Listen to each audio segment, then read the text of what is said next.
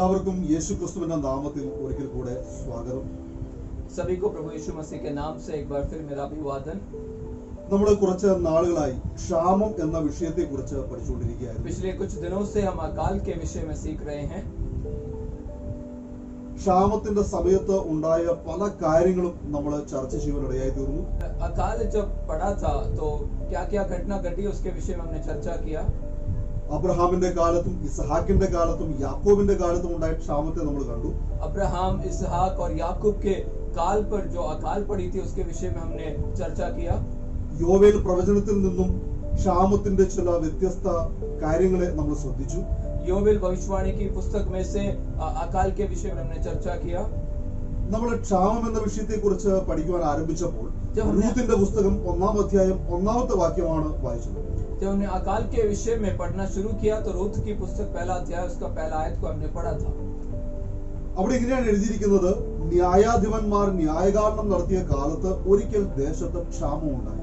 न्याय के दिनों में जब न्याय कर रहे थे तो उस देश में एक बार अकाल पड़ा.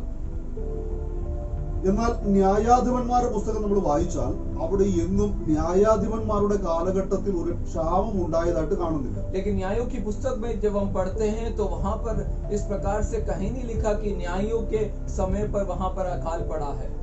അങ്ങനെയാണെങ്കിൽ ന്യായാധിപന്മാരുടെ കാലഘട്ടത്തിൽ ക്ഷാമം ഉണ്ടായി എന്ന് പറയുന്നത് ഒരു നുണയാണ്.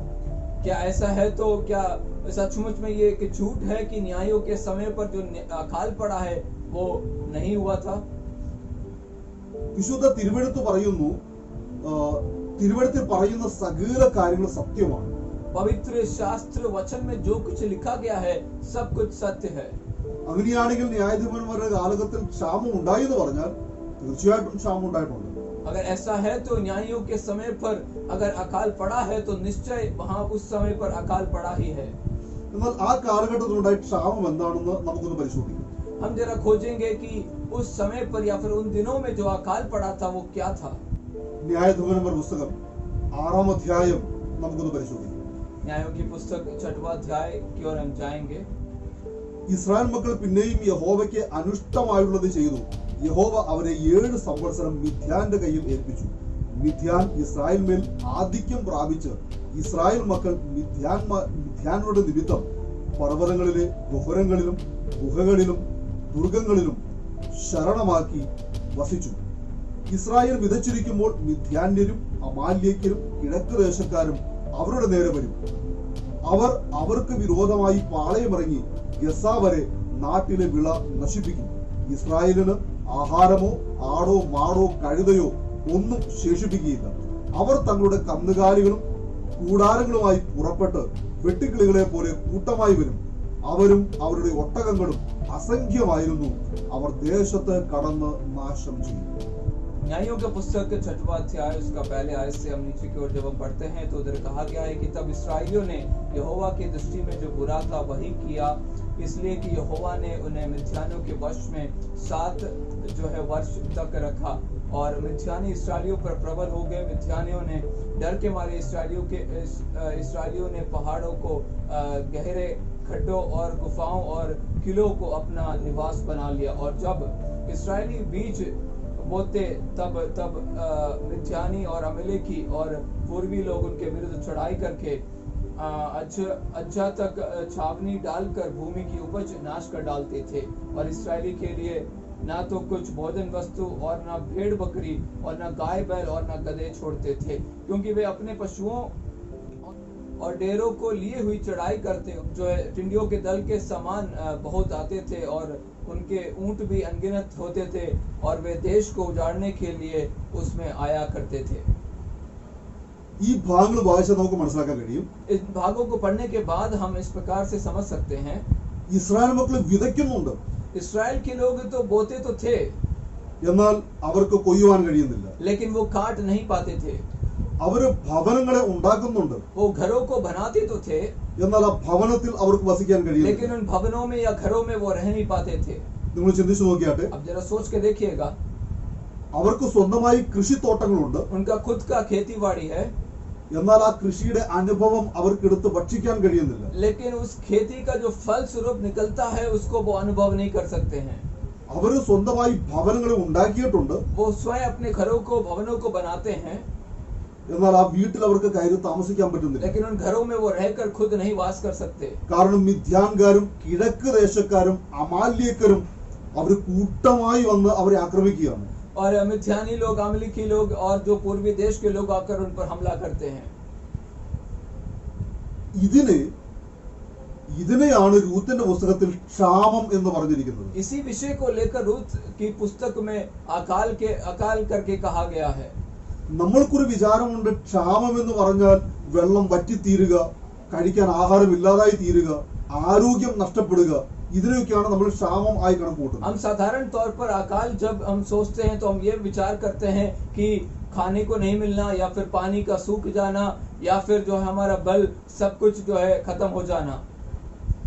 എന്നാൽ ഈ ഭാഗം നോക്കിയാൽ മനസ്സിലാകും, കഴിക്കാനും കുടിക്കാനില്ല, താമസിക്കാൻ ഭവനമില്ല, കാടുകളിലും മലകളിലും ഗുഹകളിലും താമസിക്കേണ്ടി വരുന്നു. ഇത് ക്ഷാമമാണ്. खाने के लिए कुछ नहीं है, पीने के लिए पानी नहीं है, रहने के लिए मकान नहीं है, गुफाओं में पहाड़ों में जाकर वे लोग रहने लगे. എന്താണ് ഇവർക്ക് അങ്ങനെ വസിക്കുവാൻ കാരണമായി തീർന്നത്? इसके पीछे का कारण क्या है जो कि उनको पहाड़ों में और गुफाओं में जाकर वास करना पड़ा? അതിന്റെ കാരണത്തെക്കുറിച്ച് നോക്കിക്കഴിഞ്ഞാൽ 6 മുതലുള്ള വാക്യങ്ങൾ വായിച്ചാൽ നമുക്ക് കാണാൻ കഴിയും. ഇങ്ങനെ മിദ്യാനരാൽ ഇസ്രായേൽ ഏറ്റവും ക്ഷയിച്ചു. ഇസ്രായേൽ മക്കൾ യഹോവയോട് നിലവിളിച്ചു. ഇസ്രായേൽ മക്കൾ മിദ്യാനരുടെ നിമിത്തം യഹോവയോട് നിലവിളിച്ചപ്പോൾ യഹോവ ഒരു പ്രവാചകനെ ഇസ്രായേൽ മക്കളുടെ അടുക്കൽ അയച്ചു. അവൻ അവരോട് പറഞ്ഞു, ഇസ്രായേലിന്റെ ദൈവമായ യഹോവ ഇപ്രകാരം അരുളി ചെയ്യുന്നു, ഞാൻ നിങ്ങളെ മിസ്രൈമിൽ നിന്ന് പുറപ്പെടുവിച്ചു, അടിമ വീട്ടിൽ നിന്ന് നിങ്ങളെ കൊണ്ടുവന്നു. മിസ്രൈമ്യരുടെ കയ്യിൽ നിന്ന് നിങ്ങളെ പീഡിപ്പിച്ച എല്ലാവരുടെയും കയ്യിൽ നിന്ന് ഞാൻ നിങ്ങളെ വിടുവിച്ചു. അവരെ നിങ്ങളുടെ മുൻപിൽ നിന്ന് നീക്കിക്കളഞ്ഞു, അവരുടെ ദേശം നിങ്ങൾക്ക് തന്നു. യഹോവയായ ഞാൻ നിങ്ങളുടെ ദൈവമാകുന്നു എന്നും നിങ്ങൾ പാർക്കുന്ന ദേശത്ത് അമോര്യരുടെ ദേവന്മാരെ ഭജിക്കരുത് എന്നും ഞാൻ നിങ്ങളോട് കൽപ്പിച്ചു. നിങ്ങളോ എന്റെ വാക്ക് കേട്ടില്ല. अकाल के पीछे का जो कारण है, हम उसके 6वें आयत से नीचे की ओर जब हम पढ़ते हैं तो कहा गया है कि मिद्यानियों के कारण इस्राएली बड़ी दुर्दशा में पड़ गया. तब इस्राएलियों ने यहोवा को दुहाई दी. जब इस्राएलियों ने मिद्यानियों के कारण यहोवा को दुहाई दी, तब यहोवा ने इस्राएलियों के पास एक नबी को भेजा, जिसने उससे कहा, इस्राएल का परमेश्वर यहोवा यो कहता है कि मैं तुमको मिस्र से ले आया और दासत्व के घर से निकाल ले आया, और मैंने तुमको मिस्रियों के वरन जितने तुम पर अंधेर करते थे उन सबों के हाथ से छुड़ाया, और उनको तुम्हारे सामने से बरबस निकाल कर उनका देश तुम्हें दे दिया. നമ്മൾ ഈ ഭാഗത്ത് കണ്ടു, ദൈവത്തിന്റെ ദൂതൻ വന്ന് ഇസ്രായേലിനോട് പറയും, നിങ്ങൾ ദൈവത്തിന്റെ വാക്ക് കേട്ടനുസരിക്കാതെ ജാതികളുടെ ദേവന്മാരെ ആരാധിച്ചത് കൊണ്ടാണ് നിങ്ങൾക്ക് ഇപ്രകാരം ഒരു ക്ഷാമം ഉണ്ടാകുവാനിടയായി തീർന്നിരിക്കുന്നത്. देख सकते हैं कि जो है लोगों से ये कहा गया कि तुमने स्वर्गदूत के बातों को ना मानने के कारण तुमने लोगों के जो है मूर्तियों को आराधना किया, इसी वजह से तुम्हारा देश पर अकाल आ पड़ गया है. ഇനി നമുക്ക് ന്യായാധിപരുടെ പുസ്തകം 2-ാം അധ്യായത്തിന്റെ 1 മുതലുള്ള ചില വാക്യങ്ങൾ നോക്കാം. अब हम पढ़ेंगे न्यायों के पुस्तक 2 अध्याय उसका पहले पद से नीचे की ओर. അനന്തരം യഹോവയുടെ ഒരു ദൂതൻ ഗിൽഗാലിൽ നിന്ന് ബോഖീമിലേക്ക് വന്ന് പറഞ്ഞത്, ഞാൻ നിങ്ങളെ മിസ്രൈമിൽ നിന്ന് പുറപ്പെടുവിച്ച് നിങ്ങളുടെ പിതാക്കന്മാരോട് സത്യം ചെയ്ത ദേശത്തേക്ക് നിങ്ങളെ കൊണ്ടുവന്നു. നിങ്ങളോടുള്ള എന്റെ നിയമം ഞാൻ ഒരിക്കലും ലംഘിക്കുകയില്ല എന്നും നിങ്ങൾ ഈ ദേശനിവാസികളോട് ഉടമ്പടി ചെയ്യാതെ അവരുടെ ബലിപീഠങ്ങൾ ഇടിച്ചു കളയണമെന്നും കൽപ്പിച്ചു. എന്നാൽ നിങ്ങൾ എന്റെ വാക്ക് അനുസരിച്ചില്ല. ഇങ്ങനെ നിങ്ങൾ ചെയ്തത് എന്ത്? അതുകൊണ്ട് ഞാൻ അവരെ നിങ്ങളുടെ മുൻപിൽ നിന്ന് നീക്കിക്കളയില്ല. അവർ നിങ്ങളുടെ വിലാപ്പുറത്ത് മുള്ളായിരിക്കും, അവരുടെ ദേവന്മാർ നിങ്ങൾക്ക് കെണിയായും ഇരിക്കും എന്ന് ഞാൻ പറയുന്നു. और यहोवा के दूत गिलगाल से बोकीम को जाकर कहने लगे कि मैंने तुमको मिस्र से ले आकर इस देश में पहुंचाया है, जिसके विषय में मैंने तुम्हारे पुरखाओं से शपथ खाई थी, और मैंने कहा था कि जो वाचा मैंने तुमसे बांधी है उसी में कभी ना तोड़ूंगा. इसलिए तुम इस देश के निवासियों के साथ वाचा ना बांधना, तुम उनकी वेदियों को ढा देना, परंतु तुमने मेरी बात नहीं मानी. तुमने ऐसा क्यों किया है? इसलिए कहता हूं कि मैं उन लोगों को तुम्हारे सामने से निकालूंगा, और वे तुम्हारे पांचल में काटे, और उनके देवता तुम्हारे लिए फंदे ठहरेंगे. ന്യായാധിപന്മാരുടെ പുസ്തകം 1-ാം അധ്യായം അതിന്റെ 27 മുതലുള്ള വാക്യങ്ങൾ നമ്മൾ വായിച്ചാൽ न्यायों के पुस्तक पहला अध्याय उसका 27वां आयत से हम नीचे की ओर पढ़ेंगे तो ഓരോരോ ഗോത്രത്തിന്റെ പേര് എടുത്തു പറഞ്ഞിട്ട് അവിടെ പറഞ്ഞിട്ടുണ്ട്. हर एक गोत्र का नाम वहां पर बातें कही गई हैं. ഓരോരോ ഗോത്രവും അവർ ലഭിച്ച അവകാശ ദേശത്തു നിന്നും അവര് കാനാന്യരെയും ഹിത്യരെയും ഹിവ്യരെയും നീക്കിക്കളഞ്ഞില്ല. वहां पर उन्होंने कानानियों को, हिव्वियों को और हित्तियों को वहां से निकाल कर नहीं फेंका. അവർക്ക് അവരുടെ ദേശങ്ങൾ അവകാശമായി ലഭിച്ചു. उनको उनका देश अवकाश में तो जरूर मिला. എന്നാൽ അവർക്ക് അവകാശമായി കിട്ടിയ ദേശത്ത് അന്യ ജാതികൾ ഉണ്ടായിരുന്നു. लेकिन जो अवकाश में देश उनको मिले थे वहां पर अन्य जाति वास करते थे. ആവർത്തന പുസ്തകത്തിലേക്ക് നമ്മൾ കടന്നുപോയാൽ व्यवस्था विवरण की ओर हम जाएंगे तो അവിടെ വ്യക്തമായിട്ട് ദൈവം പറഞ്ഞിട്ടുണ്ട്, वहां पर परमेश्वर कहता है, ഞാൻ നിങ്ങൾക്ക് തരുവാനിരിക്കുന്ന ദേശത്ത് मैं जो देश तुम्हें देना चाहता हूं അവിടെയുള്ള സകല ജാതികളെയും യുദ്ധം ചെയ്ത് തോൽപ്പിച്ച് അവരെ കൊന്നുകളയണം. वहां के देश के सारे जातियों को उनसे युद्ध कर कर उनको हरा देना. ഒരു ജാതി പോലും നിന്നോടുകൂടെ നിന്റെ ദേശത്ത് അവകാശം പ്രാപിക്കരുത്. कोई भी जाति तुम्हारे साथ तुम्हारे देश में अवकाश ना पाने पाए. ആവർത്തന പുസ്തകം 6, 7, 8 അധ്യായങ്ങൾ വായിച്ചാൽ व्यवस्था विवरण 6, 7, 8 अध्याय को हम पढ़ेंगे तो അവിടെ 5 വിധ ജാതികളെ കുറിച്ച് ദൈവം പറഞ്ഞു. वहाँ 5 जातियों के विषय में कहा गया है. അവരെ ഉന്മൂലനാശം ചെയ്യണം. उनको पूरा खत्म कर डालने के लिए कहा गया है. എന്നാൽ ന്യായാധിപന്മാരുടെ പുസ്തകം നമ്മൾ വായിച്ചാൽ लेकिन न्यायों की पुस्तक में जब हम पढ़ते हैं, അവർ ആ ജാതികൾ ഒന്നും നീക്കിക്കളഞ്ഞില്ല. लेकिन उन्होंने उन जातियों को नाश नहीं किया. എന്തുകൊണ്ട് നീക്കിക്കളഞ്ഞില്ല എന്ന് ചോദിച്ചപ്പോൾ उन्होंने उनको नाश क्यों नहीं किया पूछे तो അവർ പറയാണ്, ഞങ്ങൾ മിസ്രൈമിലായിരുന്നപ്പോ മിസ്രൈമിലെ ആളുകൾ ഞങ്ങളെ കൊണ്ട് ഒത്തിരി കഠിനമായ ജോലിയൊക്കെ ചെയ്യിപ്പിച്ചു. तो उन्होंने कहा, जब हम मिस्र देश में थे वहां के लोगों ने हमसे बहुत ही मेहनत का काम कराया. അതുകൊണ്ട് ഈ ദേശത്തുള്ള ആൾക്കാരെയും ഞങ്ങൾ അങ്ങനെ ഞങ്ങളുടെ കൂടെ വെച്ച് അവരെ കൊണ്ട് ഞങ്ങൾ കഠിനമായ ജോലികൾ ചെയ്യിപ്പിക്കും. तो इस प्रकार से इस देश के लोगों को हम अपने साथ ही रखकर उनसे बहुत ही कठिन और मेहनत के काम कराएंगे. എന്നാൽ അവരുടെ ബുദ്ധിയല്ല ജാതികളുടെ ബുദ്ധി. लेकिन उनका बुद्धि या दिमाग नहीं था जो जातियों के लोगों में था. ജാതികൾ ഒരുമിച്ച് കൂടി അവർ ഇസ്രായേലിനോട് യുദ്ധം ചെയ്തു. ഇസ്രായേലിന്റെ ദേശം അവര് അവകാശമാക്കി. और जातियों ने एकजुट होकर मिलकर इसराइलियों के खिलाफ युद्ध किया और उस युद्ध में जीतकर इसराइलियों के देश को अपने अवकाश में कर लिया. ഈ കാര്യങ്ങൾ പറഞ്ഞു പോകുമ്പോൾ നിങ്ങൾക്ക് മനസ്സിലാകാൻ വേണ്ടി ഞാനിങ്ങനെ പറയാൻ ആഗ്രഹിക്കുന്നു. इन बातों के पीछे एक बात समझने के लिए मैं कुछ बातें कहता हूँ.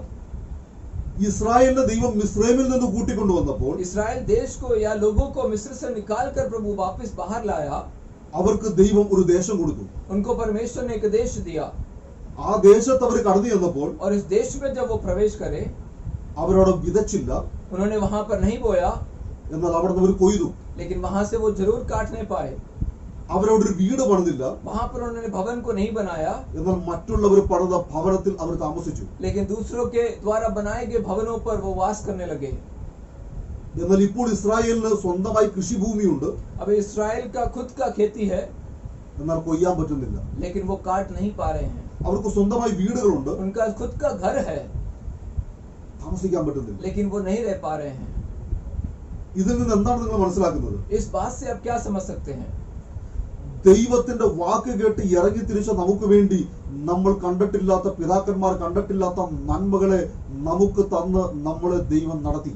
परमेश्वर की बातों को सुनकर निकल पड़े हुए मैं और आप जो है, हमारे पूर्व पिताओं ने जो नहीं देखा, उन वायदों के देश को, उन आशीषों को मैंने और आपने देखा है. എന്നാൽ ദൈവത്തിന്റെ വഴികളെ നമ്മൾ ഉപേക്ഷിച്ച് കളഞ്ഞപ്പോൾ നാം ഒരിക്കലും കണ്ടിട്ടില്ലാത്ത നാശത്തിലേക്ക് നമ്മൾ ചെന്ന് പതിച്ചു. लेकिन जब परमेश्वर के मार्गों को हमने छोड़ दिया तो हमने जो कभी ना सोचा हुआ विनाश की ओर हम जाने लगे. ഞാൻ ആത്മീകമായിട്ട് ഈ ക്ഷാമത്തെ ഒന്ന് നിങ്ങൾക്ക് പരിചയപ്പെടുത്താൻ ആഗ്രഹിക്കുന്നു. इस अकाल के विषय को थोड़ा आत्मिक तरीके से मैं आपको बताना चाहता हूँ. നമ്മൾ വാസ്തവത്തിൽ ക്ഷാമത്തിലാണ്. क्या हम सचमुच में एक अकाल के परिस्थिति में हैं? ഞാൻ ഒരിക്കലും ഭവനത്തിൽ കടന്നു വന്നപ്പോൾ मैं एक बार एक परिवार में गया. അവിടുത്തെ അപ്പച്ചൻ वहाँ का जो अंकल जी थे, മാർക്കറ്റിൽ പോയി ഇറച്ചി വാങ്ങിച്ചുകൊണ്ട് വന്നു. वो बाजार जाकर थोड़ा सा चिकन लेकर आए. അദ്ദേഹം അതിനെ നന്നായി വേവിച്ചു. उन्होंने उस मीट को अच्छे से पकाया. എന്നിട്ട് ഈ അവിടെ കൂട്ടിക്കിടക്കുന്ന പട്ടിക്ക് അതുകൊണ്ട് കൊടുത്തു. और वहां पर जो उनके पिंजड़े में बंधे हुए कुत्तों को उन्होंने जाकर इस मीट को खिला दिया. പട്ടി ഇത് തിന്നുകൊണ്ടിരിക്കുന്ന സമയത്ത് जब कुत्ते वहां के इस मीट को खा रहे थे, അദ്ദേഹം എന്നോട് പറഞ്ഞു, उन्होंने मुझसे इस प्रकार से कहा, എനിക്കിതൊന്നും തിന്നാൻ പറ്റത്തില്ല, मैं तो इस मीट को नहीं खा सकता हूँ, കാരണം എനിക്ക് കൊളസ്ട്രോൾ ഉണ്ട്. मेरे अंदर कोलेस्ट्रॉल है. അപ്പച്ചൻ പാവയ്ക്ക ജ്യൂസ് കുടിച്ചുകൊണ്ട് പട്ടിക്ക് ഇറച്ചി തീറ്റിക്കുക. अंकल जी तो करेला का जूस पीकर जो है कुत्तों को मीट खिला रहे थे. ദൈവവചനം പറയുന്നു ഇതാണ് ക്ഷാമം. परमेश्वर का वचन कहता है यही अकाल है. നമുക്ക് അനുഭവിക്കുവാൻ കഴിയാത്തത് നമ്മുടെ കൺമുമ്പിൽ മറ്റുള്ളവർ അനുഭവിക്കുന്നു. हम जो चीजों को अनुभव नहीं कर सकते, हमारी आंखों के सामने दूसरे उनको अनुभव करते हैं. ഇന്ന് പല രോഗത്തെയും നീ ഒരു ക്രെഡിറ്റ് ആയിട്ട് കാണുന്നുണ്ടെങ്കിൽ തിരിച്ചറിയുക, നീ ക്ഷാമത്തിന്റെ കീഴിലാണ്. यदि कोई भी बीमारी को आप बहुमूल्य समझते हैं तो आप समझ लीजिएगा आप अकाल के अंदर पड़े हैं. ഇന്ന് പല രോഗത്തെയും നമ്മൾ കോമൺ ആയിട്ട് ചിന്തിക്കുകയാണ്. अब कई बीमारियों को हम साधारण तौर पर ले लेते हैं. കൊളസ്ട്രോൾ, ഷുഗർ, പ്രഷർ, ഇതിനെല്ലാം നമ്മൾ കോമൺ ആയിട്ട് പറയുകയാണ്. कोलेस्ट्रॉल, शुगर, बीपी, ये सब बीमारी साधारण तौर पर होती है कर हम मानते हैं. എന്നാൽ ദൈവവചനം പറയുന്നു, लेकिन परमेश्वर का वचन कहता है ഈ രോഗങ്ങളാൽ നീ പീഡിപ്പിക്കപ്പെടുന്നെങ്കിൽ നീ ക്ഷാമത്തിന്റെ കീഴിലാണ്. यदि आप बीमारी से ग्रस्त होते हैं तो आप सचमुच में अकाल के नीचे हैं. ഇസ്രായേലിനോട് ദൂത് പറയാൻ കടന്നു വന്ന ദൂതൻ മടങ്ങിപ്പോയില്ല. इसराइल के विषय में कुछ बातें जो कहने आया हुआ दूत जो था वो वापस नहीं गया था. ആ ദൂതൻ കാത്തിരുന്നു, ആരാണ് ദൈവത്തിന്റെ ശബ്ദം തിരിച്ചറിഞ്ഞ് ഈ ക്ഷാമത്തെ അതിജീവിക്കുവാൻ വേണ്ടി കടന്നു വരുന്നത്. वो दूत इंतजार कर रहा था कौन परमेश्वर की बातों को समझकर इस अकाल के ऊपर जय प्राप्त कर सकता है. ന്യായാധിപന്മാരുടെ പുസ്തകം 6-ാം അധ്യായത്തിൽ നമ്മൾ കടന്നു വരുമ്പോൾ न्यायों की पुस्तक 6वां अध्याय में जब हम आते हैं, ആ ദൂതൻ കാത്തിരുന്നത് പോലെ ഒരു വ്യക്തി ഇതാ മലകളിൽ നിന്നും ഗുഹകളിൽ നിന്നും താഴേക്ക് അവന്റെ കൃഷിയിടത്തിലേക്ക് ഇറങ്ങി വരുന്നത് കണ്ടു. तो उस दूत ने इस प्रकार से देखा कि एक व्यक्ति जो है पहाड़ों से, गुफाओं से जो है अपने खेती के स्थान पर या फिर उस जमीन पर वो उतर कर आ रहा है. അവനെ കണ്ടപ്പോൾ ദൂതന് മനസ്സിലായി ഇത് യോവാശിന്റെ മകനായിരിക്കുന്ന ഗിദെയോനാണ്. तो उसको समझ में आ गया कि योवाश का बेटा गिदयोन है कर उस दूत को समझ आ गया. ദൂതൻ അവനെ വീക്ഷിച്ചുകൊണ്ടിരുന്നു. और दूत उस व्यक्ति को देख ही रहा था. അവൻ മുന്തിരിച്ചക്കിന്റെ അരികെ വെച്ച് ഗോതമ്പ് മെതിക്കുന്നത് അവൻ കണ്ടു. दाखरस के कुंड में वह गेहूं इसलिए झाड़ रहा था कि उसे मिद्यानों से छुपाए रखे. അവനെ കണ്ടിട്ട് ദൂതൻ പറയാണ്, അല്ലയോ പരാക്രമശാലി, യഹോവ നിന്നോട് കൂടെയുണ്ട്. वो दूत उससे कहता है, हे शूरवीर सुरमा, यहोवा तेरे संग है करके. അപ്പൊ ഗിദെയോൻ ചിന്തിക്കുകയാണ്, ഞാൻ എങ്ങനെയാണ് ഒരു പരാക്രമശാലിയാകുന്നത്? तो गिदयोन सोचने लगा मैं कैसे एक शूरवीर हो सकता हूँ. ഞാനൊരു പരാക്രമശാലി ആയിരുന്നെങ്കിൽ ഞാനിപ്പോൾ ഈ കംപ്ലീറ്റും ശത്രുക്കളുടെ സേനയെ നിഗ്രഹിക്കുമായിരുന്നു. अगर मैं वास्तव में शूरवीर होता तो सारी सेनाओं का मैं अध्यक्ष बन जाता. അവന് തന്നെത്താൻ തോന്നുകയാണ് ഞാൻ ഭയങ്കര പേടിയുള്ളൊരു മനുഷ്യനാണ്. वो स्वयं ये मान लेता है कि वो बहुत ही डरा हुआ व्यक्ति है. നമുക്കും പലപ്പോഴും തോന്നാറുണ്ട്, വളരെ പേടിച്ചുകൊണ്ടും ഭയത്തോടെയാണ് നമ്മൾ പല കാര്യങ്ങളും ചെയ്യുന്നത്. हम भी कभी कभी बहुत सारी चीजों को, बहुत सारी बातों को डर डर के करते हैं. എന്നാൽ ദൈവം നോക്കുന്നത് നമ്മുടെ പുറമെയുള്ള ഭയത്തെയല്ല. परमेश्वर हमारा बाहरी डर को नहीं देखता है.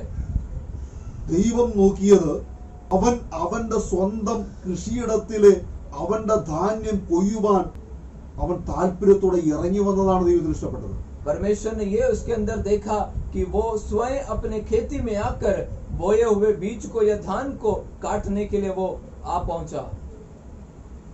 മുകളിൽ നിന്ന് പറഞ്ഞു വന്ന കുറച്ച് കാര്യം കൂടി ഞാൻ കൂടെ ചേർക്കാൻ ആഗ്രഹിക്കുന്നു. ऊपर से पढ़े हुए कुछ बातों को मैं जोड़ना चाहूंगा. ഇവര് ക്ഷാമത്തിൽ അകപ്പെടാനുള്ള കാരണം എന്തായിരുന്നു? അവര് ജാതികളെ നീക്കിക്കളഞ്ഞില്ല, ആ ജാതികളാൽ അവർ ഏറ്റവും വലഞ്ഞു. अकाल में पड़ने का कारण क्या था? इन्होंने जातियों को नहीं हटाया या नाश नहीं किया, वो जातियों को इन्होंने अपने पास ही रखा था. എന്നാൽ നമ്മൾ പുതിയ നിയമ വിശ്വാസികളായിരിക്കും നമുക്ക് എന്താണ് നമ്മൾ ജാതികൾ നീക്കിക്കളഞ്ഞില്ല എന്ന് പറഞ്ഞാൽ മനസ്സിലാക്കാൻ കഴിയുക? मैं और आप जो नए नियम के विश्वास के नाते हम इस जातियों को ना हटाने का कारण से क्या समझ सकते हैं? പുതിയ നിയമത്തിൽ കർത്താവായ യേശു ഇങ്ങനെ വിളിച്ചു പറഞ്ഞു, नए नियम में प्रभु यीशु ने इस प्रकार से कहा, ഉപവാസത്താലും പ്രാർത്ഥനയാലും അല്ലാതെ ഈ ജാതി നീങ്ങിപ്പോവുകയില്ല. प्रभु कहता है कि उपवास और प्रार्थना के बिना ये जाति नहीं हटेगी. ഇവിടെ പറഞ്ഞിരിക്കുന്ന ജാതി നമ്മുടെ ചുറ്റുപാടുമുള്ള അന്യമതസ്ഥരല്ല. इधर जो जाति के विषय में कहा गया है हमारे चारों तरफ फैले हुए अन्य जातियां नहीं है. അത് പിശാചിന്റെ ശക്തിയാണ്. वो शैतान की शक्तियों को दर्शाया गया है. അങ്ങനെയാണെങ്കിൽ നമ്മളെ ഒതുക്കി വെച്ചിരിക്കുന്നത് ഒരു പൈശാചിക ശക്തിയാണ്. ऐसा है तो एक शैतानी शक्ति ने हमें और आपको दबा कर रखा है. ഞാനും നിങ്ങളും യേശുവിനെ അറിഞ്ഞു എന്നുള്ള സത്യമാണ്. ये सच है कि मैंने और आपने परमेश्वर को जाना है. പക്ഷെ യേശുവിനെ അറിഞ്ഞിട്ടും ഇപ്പോഴും നമ്മൾ കോപിക്കുന്നുണ്ട്. यीशु को जाना है फिर भी हम गुस्सा करते हैं. യേശുവിനെ അറിഞ്ഞതിന് ശേഷം പല ആൾക്കാരും മോഷ്ടിക്കുന്നുണ്ട്. यीशु को जानने के बाद भी कई लोग चोरी करते हैं. യേശുവിനെ അറിഞ്ഞതിന് ശേഷവും നമ്മൾ പണ്ട് ചെയ്തിരുന്ന പല കാര്യങ്ങളും ഇപ്പോഴും നമ്മൾ ചെയ്യുന്നുണ്ട്. यीशु को जानने के बाद पहले जो बातें हम करते थे वो कार्य अभी भी हम करते हैं. അതായത് ഇസ്രായേൽ ജാതികളെ നീക്കിക്കളയായിരുന്നത് പോലെ जिस प्रकार से इस्राएल जाति ने जो नहीं हटाया था നമ്മളും നമ്മളിലുള്ള പലതിനെയും നീക്കിക്കളഞ്ഞില്ല. हम भी हमारे अंदर के कुछ बातों को हम नहीं निकाल फेंकते हैं. ഇതിനെ നീക്കിക്കളയായിരുന്നുകൊണ്ട് എന്ത് സംഭവിച്ചു? इसको ना निकालने के कारण क्या घटना घटी? അതിപ്പോൾ നമ്മുടെ മേൽ അധികം അധികം ശക്തി പ്രാപിച്ച് നമ്മുടെ ആത്മീക ജീവിതത്തെ ഞെരുക്കിക്കൊണ്ടിരിക്കുകയാണ്. और वो बातें हमारे ऊपर बहुत ही सामर्थ्य होकर हावी होकर हमारे आत्मिक जीवन को वो जो है पीछे की ओर खींच रहा है.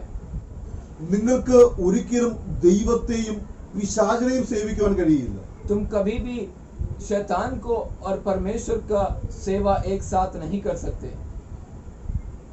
യേശുവിനാണെങ്കിൽ ചോദ്യം ഇങ്ങനെ ചോദിക്കാമായിരുന്നു. यीशु चाहता तो ऐसे सवाल कर सकता था. നിനക്ക് പിശാചിനെ വേണോ അതോ ദൈവത്തെ വേണോ? क्या तुझे शैतान चाहिए या प्रभु यीशु को चाहिए? എന്നാൽ യേശു അങ്ങനെ ചോദിച്ചില്ല. यीशु ने ऐसा नहीं पूछा. യേശു ചോദിച്ചു നിനക്ക് പണത്തെ വേണോ അതോ ദൈവത്തെ വേണോ? यीशु ने पूछा क्या तुझे धन चाहिए या क्या तुझे प्रभु परमेश्वर चाहिए? സത്യം പറഞ്ഞാൽ സുവിശേഷ വേലയുടെ ഏറ്റവും വലിയ തടസ്സം എന്ന് പറയുന്നത് തന്നെ നമ്മുടെ കയ്യിലോട്ടൊക്കെ കടന്നു വന്ന പൈസയാണ്. सेवकाई के खिलाफ जो रोकने वाली जो रुकावटें हैं वो हमारे हाथ में आने वाला धन है. ഇന്ന് പല ആളുകളും പൈസയുടെ പുറകെ പോയത് കൊണ്ട് ദൈവത്തിന്റെ പ്രയോജനപ്പെടാൻ കഴിയാതെ പോവുകയാണ്. आज कई लोग पैसे के पीछे धन के लालच में जाने के कारण प्रभु के सेवकाई में उपयोग नहीं हो पा रहे हैं. യേശു പൈസയെ കുറിച്ച് പറഞ്ഞത് അത് ധനത്തിന്റെ ദേവതയാണെന്നാണ്.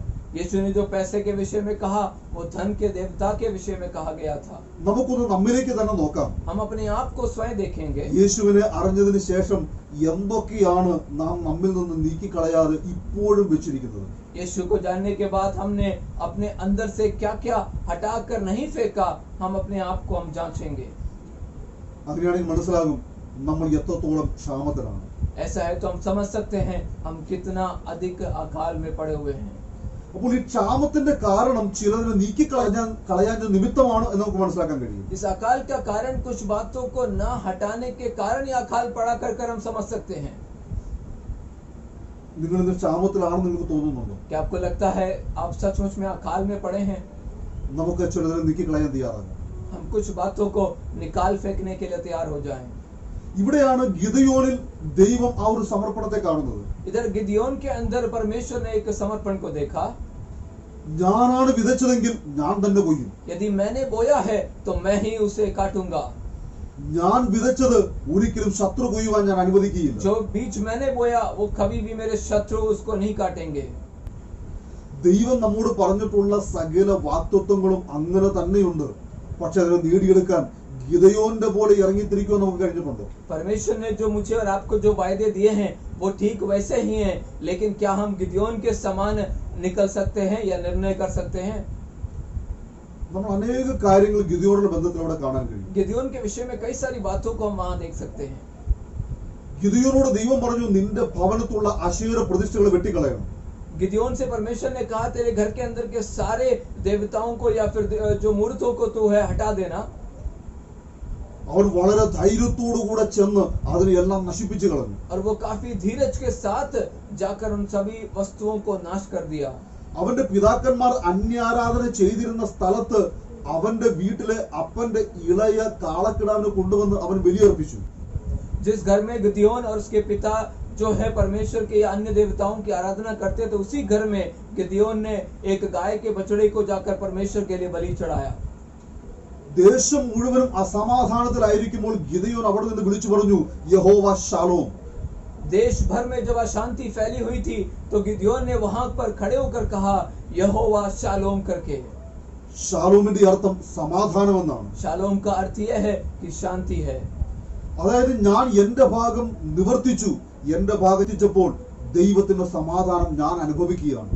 जब मैंने अपने बातों को पूरा किया तब सचमुच में मैं परमेश्वर के उस शांति को अनुभव कर पा रहा हूँ। ചിലര് ചിന്തിക്കുന്നു, ഞാൻ വിശ്വാസത്തിൽ വന്നു, എന്റെ കുടുംബത്തിലുള്ളതില്ല, അതുകൊണ്ട് എന്റെ ജീവിതത്തിൽ വരുന്ന പോരാട്ടമൊക്കെ അവര് കാരണമാണെന്നാണ്.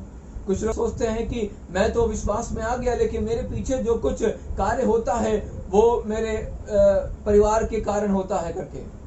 കാരണം എന്റെ കുടുംബത്തിലുള്ള പല ആൾക്കാരും ഇപ്പോഴും വിശ്വാസം വന്നിട്ടില്ല. क्योंकि मेरे परिवार के कुछ लोग अभी भी विश्वास में नहीं आए हैं। അതുകൊണ്ട് എന്റെ ജീവിതത്തിൽ വരുന്ന സകല കുഴപ്പത്തിന്റെ കാരണം അവരാണ്. तो मेरे जीवन में आने वाले परेशानियों का कारण मेरे परिवार के सदस्य हैं। ഇത് ഞാൻ പറയട്ടെ പ്രിയപ്പെട്ടവരെ, आज मैं कहना चाहता हूँ प्रिय लोगों, നീ ദൈവത്തിനു വേണ്ടി ഇറങ്ങിത്തിരിക്കാൻ തയ്യാറാണെങ്കിൽ ദൈവം നിന്റെ കൂടെയുണ്ട്, ദൈവം നിനക്ക് സമാധാനം തരും. यदि आप सचमुच परमेश्वर के लिए निकलना चाहते हैं तो परमेश्वर आपके साथ है, परमेश्वर की शांति आपके साथ बनी रहेगी। അതിനുശേഷം നമ്മൾ നോക്കിയാൽ ഗിദെയോൻ ചെയ്ത ഒത്തിരി കാര്യങ്ങൾ നമുക്ക് കാണാൻ കഴിയും. और इसके नीचे हम गिदयोन के द्वारा किए गए कई सारी बातों को हम देख सकते हैं। ഗിദെയോൻ ഇസ്രായേലുള്ള സകലരെയും വിളിച്ചുകൂട്ടി. इसराइल के तमाम लोगों को इकट्ठा किया। അവര് മിദ്യാനോട് യുദ്ധം ചെയ്യുവാൻ വേണ്ടി പോകുന്നതായിട്ട് നമുക്ക് കാണാൻ കഴിയും. और मिद्यानियों के खिलाफ जाकर उन्होंने युद्ध लड़ा कर हम देख सकते हैं। 30,000 പേരുമായി പോകുന്ന ഗിദെയോനെ കണ്ടിട്ട് ദൈവം പറഞ്ഞു, 32,000 लोगों के साथ जाते हुए देखकर परमेश्वर ने गिदयोन से कहा, നിന്റെ കൂടെയുള്ള ജനം കൂടുതലാണ്, तेरे साथ जो गिनती में लोग हैं वो ज्यादा हैं। അവരിൽ നിന്നും ഭയമുള്ളവരോട് പോകാൻ പറഞ്ഞു. उनमें से जो लोग डरते हैं उनसे जाने को कहो। 3-ൽ 2 ഭാഗം കടന്നുപോയി. 3 में से 2 भाग निकल कर चले गए। അതിനുശേഷം അവരെ വെള്ളം കുടിക്കാൻ ഒരു സ്ഥലത്ത് കൊണ്ടുവന്ന് നിർത്തി. और उसके बाद उन लोगों को पानी पीने के लिए एक जगह पर इकट्ठा किया। അവസാനം നമുക്ക് നോക്കിയാൽ മനസ്സിലാകും 32,000 പേര് വന്നതിൽ നിന്നും വെറും 300 പേര് മാത്രമാണ് गिदयोन കൂടെ യുദ്ധം ചെയ്യാൻ അവശേഷിച്ചത്. इस 32,000 लोगों में से अंत में हम देख सकते हैं केवल 300 लोग गिदयोन के साथ खड़े होकर युद्ध लड़ने के लिए तैयार हो गए। അപ്പോൾ गिदयोन ദൈവത്തോട് ചോദിച്ചു, ദൈവം ഈ 300 പേരെ കൊണ്ട് ഞാൻ എങ്ങനെ യുദ്ധം ചെയ്യും? तो गिदयोन ने परमेश्वर से पूछा, हे प्रभु मैं 300 लोगों से कैसे युद्ध लड़ूंगा? നേരത്തെ 32,000 പേരുണ്ടായിരുന്നു, യുദ്ധം ചെയ്യാം, അവന് ധൈര്യം ഉണ്ടായിരുന്നു. पहले 32,000 लोग थे और उनके अंदर धीरज था लड़ने के लिए। എന്നാൽ അത് കേവലം 300 പേരായി ചുരുങ്ങിയപ്പോൾ അവന് ഒരു ഭയം അവന്റെ മനസ്സിൽ ഭരിക്കുകയാണ്. लेकिन जब 300 लोग में वो लोग समा गए तो गिदयोन के अंदर एक डर आ गया। ദൈവം ഗിദെയോനോട് പറഞ്ഞു, ഇന്ന് രാത്രിയിൽ നീ മിദ്യാന്റെ പാളയത്തിൽ ചെല്ലുക. तो परमेश्वर ने गिदयोन से बोला, आज रात तुम मिद्यान के छावनी की ओर जाओगे। അങ്ങനെ അന്ന് രാത്രിയിൽ അവൻ മിദ്യാന്റെ പാളയത്തിലേക്ക് കടന്നുപോയി. और इस प्रकार से उसी रात गिदयोन मिद्यानियों के छावनी में जा पहुंचा। അപ്പോൾ അവിടെ ചെന്നപ്പോൾ എല്ലാവരും ഉറങ്ങിക്കിടക്കുന്നതിന്റെ നടുവിൽ ഒരുത്തൻ എഴുന്നേറ്റിരുന്ന് ഒരു സ്വപ്നത്തെ കുറിച്ച് പറയുകയാണ്. और जब सब लोग सो रहे थे उसके बीच में एक व्यक्ति उठकर एक स्वप्न के विषय में कह रहा था। അവൻ കണ്ട സ്വപ്നം അവന്റെ കൂട്ടുകാരോട് പങ്കുവെച്ചുകൊണ്ടിരിക്കുകയാണ്. और वो जो स्वप्न उसने देखा वो अपने मित्रों के साथ बांट रहा था। അവൻ കണ്ട സ്വപ്നം ഇങ്ങനെയായിരുന്നു. उसने इस प्रकार से उस स्वप्न को देखा, ഒരു വലിയ യവത്തപ്പം ഉരുണ്ടുവന്ന് ഈ പാളയത്തെ ഇടിച്ചു തകർക്കുകയാണ്. उसने देखा कि एक बाजरा का रोटी उनके छावनी में आकर प्रवेश कर सब कुछ गिरा देता है। അപ്പോൾ ഒരു യവത്തപ്പം വന്ന് ഇടിച്ചിടുന്ന കാഴ്ച കണ്ടപ്പോൾ അവൻ പറയുകയാണ്, യവത്തപ്പം എന്ന് പറയുന്നത് അത് ഗിദെയോനാണ്, ഗിദെയോനോട് കൂടെയുള്ള ദൈവത്തിന്റെ ശക്തിയാണ്, അത് നമ്മുടെ ഈ പാളയത്തെ നശിപ്പിക്കും. और ये जो वो कह रहा था कि ये जो बाजरे की रोटी उनके छावनी में आकर सब कुछ गिरा रहा है, ये कोई और नहीं, ये गिदयोन है, परमेश्वर सामर्थ्य उस गिदयोन के संग है कर कहा। വെറും 300 പേരെ കൊണ്ട് യുദ്ധം ചെയ്ത് പോകാനിരുന്ന ഗിദെയോൻ, ഭയത്തോടെ ഇരുന്ന ഗിദെയോൻ ഈ വാക്ക് കേട്ടപ്പോൾ അവന് മനസ്സിലായി, ദൈവത്തിന്റെ ശക്തി ഇവന്റെ കൂടെയുണ്ട്, ശത്രു ഇവനെ കുറിച്ച് ഭയപ്പെട്ടിരിക്കുകയാണ്. जब गिदयोन को समझ में आया कि केवल 300 लोगों से युद्ध करने के लिए निकला हुआ गिदयोन को समझ में, जब इन बातों को गिदयोन ने सुना तो उसको समझ में आ गया, सचमुच में उनके शत्रुओं को समझ में आ गया कि गिदयोन के साथ या उसके सेनाओं के संग परमेश्वर के सामर्थ्य है। യുദ്ധം കണ്ട് തിരിഞ്ഞോടുന്നവനല്ല യോദ്ധാവ്, അവർ യുദ്ധത്തിന്റെ നേരെ ചെല്ലുന്നവനാണ്. एक असली वीर या योद्धा वही है जो युद्ध को देखकर पीछे नहीं मुड़ता, बल्कि युद्ध का सामना कर कर उनसे युद्ध लड़ता है। ദാവീദ് പറഞ്ഞു, ഒരു സൈന്യം എന്റെ നേരെ പാളയം ഇറങ്ങിയാലും ഞാൻ ഭയപ്പെടുകയില്ല. एक दावीद ने कहा कि एक सेना भी मेरे विरुद्ध क्यों ना खड़े उठे, मैं नहीं डरूंगा। അപ്പൊ ഒരു യോദ്ധാവിനെ പോലെ പോകണമെങ്കിൽ നമുക്ക് നമ്മുടെ കയ്യിൽ ഒത്തിരി സൈന്യമൊന്നും ഉണ്ടായെന്ന് വരത്തില്ല. एक योद्धा के समान हमें युद्ध लड़ने के लिए हो सकता है हमारे पास में काफी सेना नहीं होंगे, എന്നാൽ ഒരു യോദ്ധാവിന്റെ മനസ്സ് നമുക്ക് ആവശ്യമാണ്. लेकिन एक योद्धा का मन हमारे अंदर होना जरूरी है। ഗിദെയോൻ 300 പേരോടായിട്ട് പറഞ്ഞു. गिदयोन ने इन 300 लोगों से कहा। നമ്മൾ നേരത്തെ കണ്ടു മിദ്യാന്റെ പാളയം എങ്ങനെയുള്ളതാണ്. हमने पहले देखा मिद्यानियों का जो छावनी था वो किस प्रकार से है। അവിടെ അസംഖ്യമായ ഒട്ടക കൂട്ടങ്ങളുണ്ട്. उन मिद्यानियों के पास अनगिनत ऊंट पाए जाते हैं। വെട്ടുക്കിളികളെ പോലെ അസംഖ്യമായ സൈന്യം അവരുടെ കൂടെയുണ്ട്. टिंडियों के जो दल होते हैं उस प्रकार से उनके पास अनगिनत सेनाएं पाए जाते हैं। ഒന്നുകൂടി പറഞ്ഞാൽ ഒരു വലിയ ഭൂപ്രദേശം അവർ കൈയടക്കി വെച്ചിരിക്കുകയാണ്. काफी एक बहुत बड़ा एक प्रदेश जो है उन्होंने अपने कब्जे में वश में कर लिया है। ഈ 300 പേരെ കൊണ്ട് ഈ സ്ഥലത്തെ മുഴുവനും ഒന്ന് ചുറ്റി നിൽക്കണമെങ്കിൽ ഒരിക്കലും സാധിക്കില്ല. अगर इन 300 लोगों को लेकर वो पूरा जमीन को कब्जा कर कर या घेर कर उसको छावनी करना है तो यह असंभव की बात है। ഒരുപക്ഷെ ഇവിടെ ഒരാൾ നിന്നാൽ 1 കിലോമീറ്ററിന് അപ്പുറത്തായിരിക്കും അടുത്ത ആൾക്ക് നിൽക്കാൻ കഴിയുക. हो सकता है यहाँ पर एक व्यक्ति खड़ा होगा तो 1 किलोमीटर दूर पर एक दूसरा व्यक्ति या सेना खड़ा होगा। ആ വ്യക്തിയിൽ നിന്നും അടുത്ത 1 കിലോമീറ്റർ അപ്പുറത്തായിരിക്കും മറ്റൊരു വ്യക്തിക്ക് നിൽക്കാൻ കഴിയുക. उस दूसरे व्यक्ति से 1 किलोमीटर दूरी पर अगला तीसरा व्यक्ति वहां पर खड़ा होगा। എന്ന് പറഞ്ഞാൽ തമ്മിൽ കാണാൻ കഴിയത്തില്ല. लेकिन वो आपस में लोग नहीं देख सकते हैं। വേണമെങ്കിൽ ചിന്തിക്കാം, നേരത്തെ ഞങ്ങളുടെ കൂട്ടത്തിൽ വന്ന ആളുകളൊക്കെ പേടിയോടെ ഒരു പൊക്കളം പറഞ്ഞപ്പോ 3-ൽ 2 കൂട്ടം ആളുകൾ പോയതാണ്. हम सोच सकते हैं कि जो डर के मारे 3 भाग में से 2 भाग जो चले गए थे। അതുപോലെ വേണമെങ്കിൽ ഇവിടെ ഇപ്പൊ യുദ്ധം ചെയ്യാൻ വേണ്ടി പോകുന്ന 300 പേരിൽ നിന്നും ആരെങ്കിലൊക്കെ യുദ്ധം ചെയ്യുന്നില്ല എന്ന് പറഞ്ഞ് പിന്തിരിഞ്ഞു പോകാൻ സാധ്യതയുണ്ട്. यह संभावना है कि इन 300 में से कुछ लोग या एक भाग डर के मारे डर कर वापस भी जा सकते हैं। മാത്രമല്ല ഈ യുദ്ധം ചെയ്യാനുള്ള സമയം എന്ന് പറയുന്നത് രാത്രിയാണ്. और युद्ध का जो समय रखा गया है वो रात्रि काल है। ഇവിടെയാണ് വിശ്വാസത്തിന്റെ ആവശ്യം. यहाँ पर विश्वास की आवश्यकता है। എന്നോട് കൂടെ യുദ്ധം ചെയ്യുവാൻ പ്രാപ്തിയുള്ള 300 പേര് എന്റെ കൂടെ ഉണ്ടെന്നുള്ള തിരിച്ചറിവാണ് നമുക്ക് ഉണ്ടാകേണ്ടത്. मेरे साथ युद्ध लड़ने के लिए सामर्थ्य 300 लोग मेरे संग है कर इस समझ को पाना बहुत ही जरूरी है। ഒരിക്കൽ ഏലിയാവ് പറഞ്ഞു, ഞാൻ ഒറ്റയ്ക്കേ ഉള്ളൂ. एक बार एलिया ने कहा कि मैं अकेले ही हूँ। എന്നാൽ ബാലിനും മുഴങ്കാലും അടക്കാത്ത മറ്റനേകം പേരെ ദൈവം ശേഷിപ്പിച്ചിട്ടുണ്ടെന്നുള്ള കാര്യം പിന്നീട് അവന് മനസ്സിലായി. उस बाल देवताओं के सामने घुटने ना टेकने वाले कई सारे लोग उसके विरुद्ध में है कर उसको समझ में आया। ഇന്ന് രാത്രി മനസ്സിലാക്കുക, ഈ ലോകത്തിൽ യുദ്ധം ചെയ്യുവാൻ നീ ഒറ്റയ്ക്കല്ല, നിന്റെ കൂടെ വേറെ അനേകരെ ദൈവം വെച്ചിട്ടുണ്ട്. आज रात समझ में आना चाहिए आपको कि आप युद्ध लड़ने के लिए आप अकेले नहीं है। इस दुनिया में आपके संग और भी लोग प्रभु ने रखा है। എന്നാൽ യുദ്ധം ചെയ്യാൻ അവരുടെ കയ്യിൽ എന്തൊക്കെയാണ് ഉണ്ടായിരുന്നത്? क्या क्या वस्तुएं उनके हाथ में युद्ध के लिए था? ഒരു കയ്യിൽ കാഹളം, एक हाथ में तुरही था, മറ്റേ കയ്യിൽ മൺകുടം. उनके हाथ में एक मिट्टी का मटका था। ഇനി ഈ മൺപാത്രത്തിന്റെ അകത്താണെങ്കിലോ ഒരു തീപ്പന്തം. और इस मिट्टी के मटके के अंदर था, उसके अंदर एक आग की मिसाल थी। നിങ്ങൾ നോക്കിയ രണ്ട് കയ്യിലും എന്തൊക്കെയാണുള്ളത്? अब जरा सोचिए दोनों हाथ में क्या था उसके। ഒരു കയ്യിൽ കാഹളം, एक हाथ में तुरही था മറ്റേ കയ്യിൽ തീപ്പന്തം, और दूसरी हाथ में उस आग का मिसाल था। അതിനെ കവർ ചെയ്തുകൊണ്ട് ഒരു മൺകുടം. और उस मिसाल को जो है सुरक्षा या फिर घेरते हुए एक जो है मटका भी था। നിങ്ങൾ ചിന്തിച്ചു നോക്കി, ഇങ്ങനെയുള്ള സാധനങ്ങൾ വെച്ചുകൊണ്ട് യുദ്ധം ചെയ്യാൻ കഴിയും? क्या आप सोच सकते हैं कि इन सामानों को रखकर आप युद्ध लड़ सकते हैं?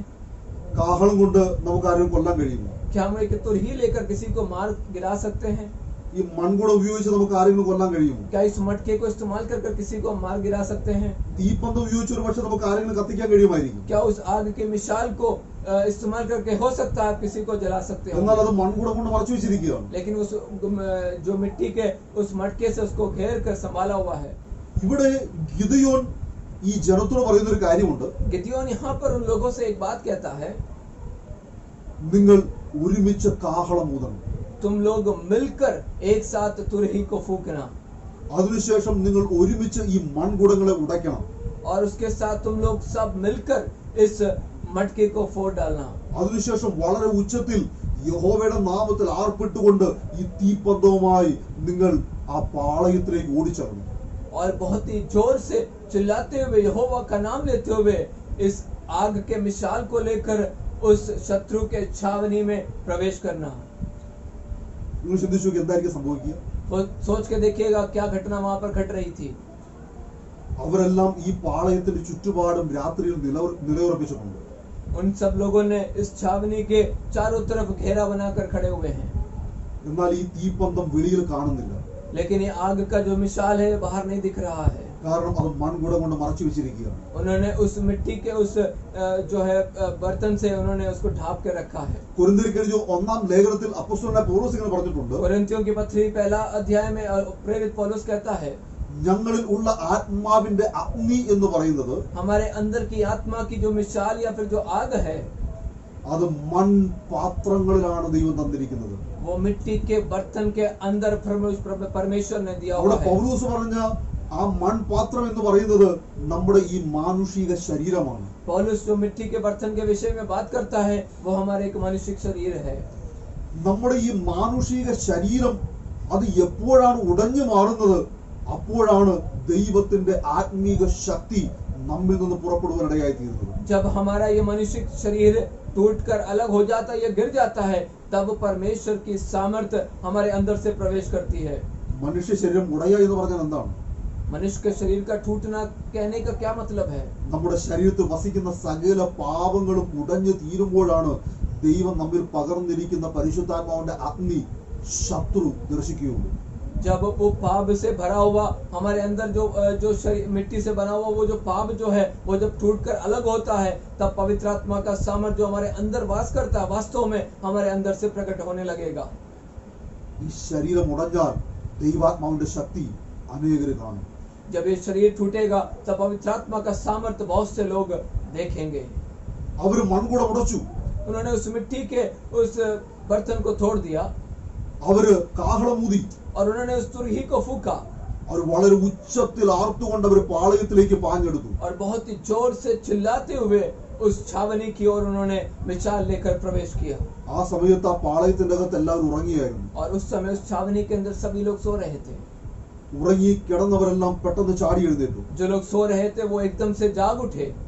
അവര് അവരുടെ കൈകളിൽ വാളുകൾ ഉയർത്തിപ്പിടിച്ചു. उन्होंने अपने हाथों में तलवार निकाल लिया. ഉറക്കത്തിൽ നിന്ന് എഴുന്നേറ്റവർക്ക് തോന്നി എന്റെ കൺമുമ്പിൽ നിൽക്കുന്നത് ഇസ്രായേലിന്റെ സൈന്യമാണ്.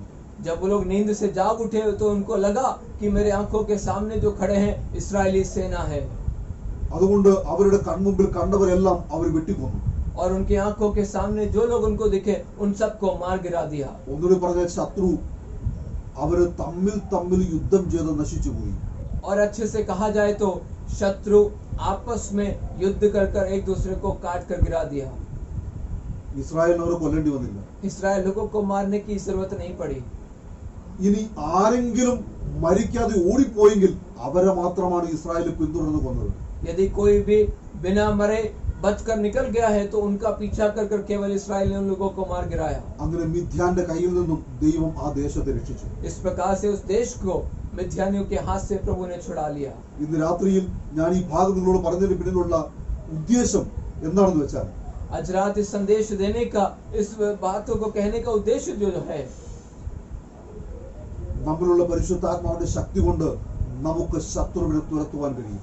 हमारे अंदर जो पवित्र आत्मा की सामर्थ्य दी गई है उससे हम अपने शत्रुओं को भगा सकते हैं. എന്നാൽ പരിശുദ്ധാത്മാവിന്റെ ശക്തി നമ്മിൽ നിന്ന് വെളിപ്പെടുവാൻ തടസ്സമായിരിക്കുന്നത് നമ്മുടെ ശരീരത്തിന്റെ പ്രവൃത്തികളാണ് എന്ന് നമ്മൾ തിരിച്ചറിയേണ്ടിയിരിക്കുന്നു. पवित्र आत्मा की सामर्थ्य का हमारे शरीर से ना प्रकट होने का जो कारण या रुकावट है वो हमारे अंदर वास करने वाला वो पाप का स्वभाव है.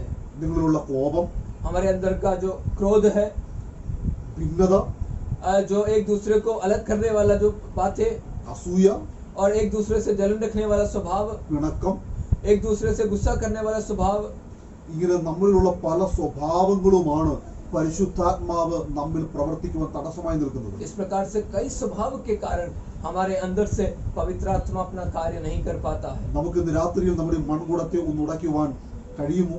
क्या आज रात हम इस मिट्टी के इस बर्तन को क्या हम तोड़ सकते हैं? അങ്ങനെയാണെങ്കിൽ ഇതുവരെയും നിങ്ങൾ കണ്ടിട്ടില്ലാത്ത പരിശുദ്ധാത്മാവിന്റെ അഭിഷേകത്താൽ നിങ്ങൾ ജ്വലിക്കുവാൻ ഇടയായിത്തീരും. अगर ऐसा है तो अभी तक ना देखा हुआ उस पवित्र आत्मा का अभिषेक से आप जो है चलने लगेंगे. അതുകൊണ്ട് നമുക്ക് ദൈവസന്നിധിയിൽ നമ്മെ തന്നെ ഏൽപ്പിച്ചു കൊടുക്കാം. इसलिए हम अपने आप को प्रभु के हाथों में हम सौंप देंगे. ദൈവത്തിന്റെ ശക്തി അധികമായി പ്രയോജനപ്പെടുത്തുവാൻ വേണ്ടി നമുക്ക് നമ്മെ തന്നെ കർത്താവിന്റെ കരങ്ങളിൽ താഴ്ത്തി സമർപ്പിക്കാം. परमेश्वर के सामर्थ्य को हम हमारे द्वारा बहुतायत से इस्तेमाल करने के लिए अपने आप को विनम्र होकर प्रभु के हाथों में समर्पण करेंगे. ഈ നാളിൽ സ്വന്തം ബുദ്ധിയാലല്ല പരിശുദ്ധാത്മാവിന്റെ അഭിഷേകത്താൽ നടക്കുവാൻ നമുക്ക് നമ്മെ ഒന്ന് അഭ്യസിപ്പിക്കാം. इन दिनों में अपने स्वयं बुद्धि से नहीं परंतु पवित्र आत्मा के उस अभिषेक के द्वारा मैं और आप चलने के लिए प्रभु के हाथों में हम समर्पण करेंगे. ഈ വചനങ്ങളുടെ സ്വർഗ്ഗത്തിലെ ദൈവം നിങ്ങളെ ഓരോരുത്തരെയും അനുഗ്രഹിക്കുമാറാകട്ടെ. इन वचनों के द्वारा स्वर्गीय परमेश्वर आप हर एक को